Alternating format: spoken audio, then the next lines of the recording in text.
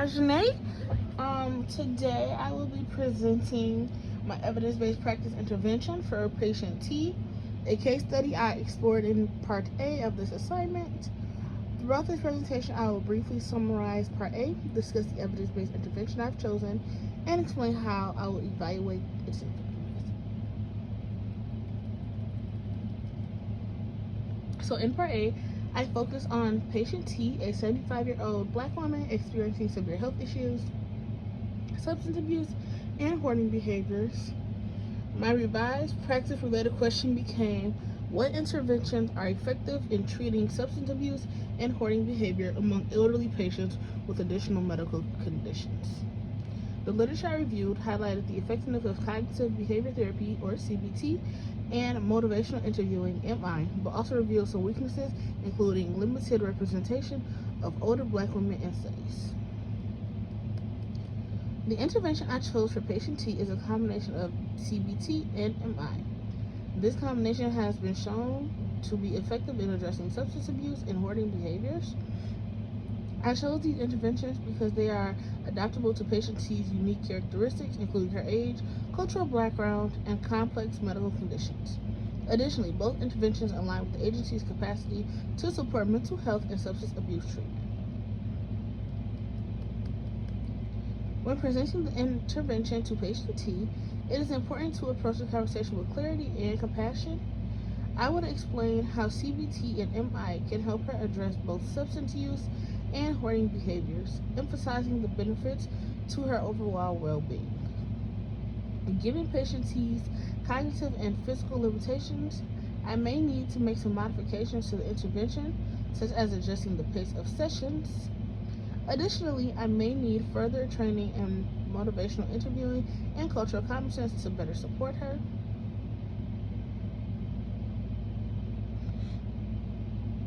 So, application of interventions, implementation plan. So, the intervention will be implemented over a 12-week session lasting about 60 minutes. Initially, sessions will focus on building rapport with patient T, followed by addressing her hoarding behaviors, substance use behaviors.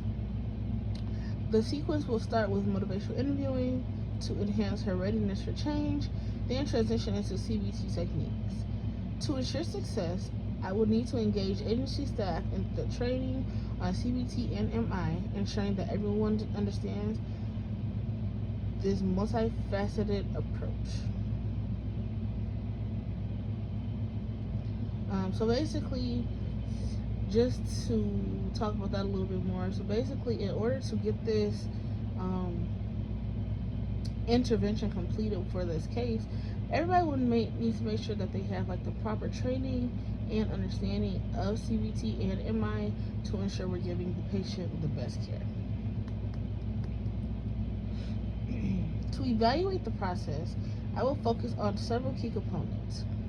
First, fidelity will be monitored using a checklist to ensure that each session follows the planned intervention. I will also track attendance to make sure patient T is completing their full treatment. After each session, I will collect feedback from patient T to gauge her satisfaction and make adjustments as needed. Additionally, I will proactively identify and address any potential barriers, such as health issues or transportation difficulties, to ensure that she can fully participate in interventions. So basically, I will make sure that she's getting the best care, making sure she's actually understanding what we're doing, understanding what we can do better, making sure that fidelity and confidentiality is a big focus, so she trusts us, well, me being the provider, and just to make sure that everything is up to par and just making sure we're giving her the best treatment. So, to evaluate the outcomes of the intervention, I will use a single system design or a quasi-experiment. For hoarding behaviors, I will measure outcomes using the scale of savings behavioral factors. For substance abuse, I will standardize substance use assessments. Data will be collected at 3 points: before the intervention begins, at the 6-week mark, and at the 12-week mark. this will allow me to track patient T's progress over time and determine the effectiveness of the intervention. So basically, me checking to make sure that she is getting what she needs, make sure she's understanding. Using these assessments will help me with that instead of me just hoping things are going okay. This is why we use, for example, like standardized testing. Make sure that we're learning everything in school and we're getting the things that we need out of school. So this is the same thing. It will help me make sure that my patient is getting the best care and support that she needs. So when sharing the results with patient T, I will present her progress in a clear and supportive way, emphasizing both her improvements and any areas that may need further attention. I will present the data during staff meetings or in written reports. This will not only ensure transparency, but also foster a learning environment within the agency, allowing us to improve our approaches collectively. So basically, in order for me to give transparency to my patient and those that I could possibly work with, I will present not only the findings to my patient, but with my patient's consent, the findings to the group, just because maybe there are things that I did that could have been done differently, that some of my colleagues would have done differently, or there's some things that I did pretty well that my colleagues will want to take on for themselves. So I feel like that transparency portion is very important, just because, again, everything is a learning experience. That is my philosophy. You go into something ready to learn, so you get in what you take out. So if I'm bringing in learning experiences, hopefully that I can get out learning experiences, if that makes sense.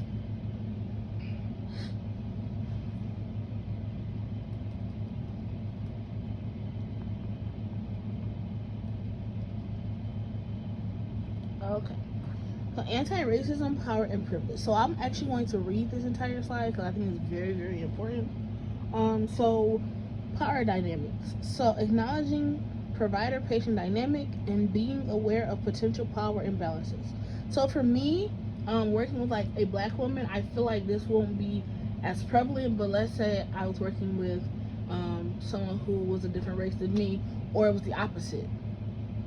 I've actually been in this experience before, working at McLaren in the geriatric psychiatric unit, where there's a huge power dynamic, especially working with like retired cops with dementia or things like that. Me being an African American woman, I was not highly respected by those officers who are retired with the dementia, just because, again, I'm a black woman.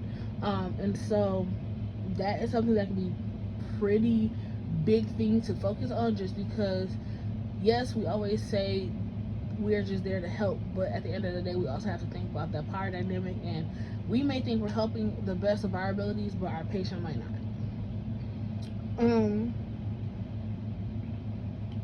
Also, you need to reflect on your background affects the intervention. So like if I had my grandma, if my grandma was having the same situations, like I feel like I personally would not take on this patient, because I feel like that would hit too close to home, and it could hinder or blind the way I help my patient, just because I might see my grandma in the patient. Consider historical mistrust in the medical system and be sensitive to how it may affect engagement. So back in the day, African Americans really did not go to the doctors. They just had faith, prayer, and like home remedies. And so hospitals and doctors are very hard for the black community as itself to go to, just because we are afraid we won't get the same care as someone that does not look like us. So that is also a big thing. And also therapy is not something that the African American community just takes in. That is something that is looked down upon. And so you have to think about like therapy, like you're giving this lady therapy, but in her generation, it's just you pray about it and talk to your family. So yeah. So throughout the intervention, it's crucial to be aware of the power dynamics at play, like I said. As a provider working with an elderly black woman, I may need to be mindful of the potential for power imbalances. Additionally, I may want to focus on my own background and how that may influence the delivery of care and the evaluation of the outcome. Historical mistrust of the medical system, particularly in the Black communities, is something to consider as it might affect patient T's engagement with the intervention and her openness during the evaluation process. So in conclusion, this case study highlights the importance of using cultural sensitivity, evidence-based interventions tailored to the unique needs of my patient, or of clients, not even just patient T, of clients in general. For patient T, combining CBT and MI offers a promising approach to address the substance abuse and hoarding behaviors while considering her complex health condition and cultural context. Thank you for listening, and I hope you all enjoy, and please let me know what you all thought. Have a good night and great semester.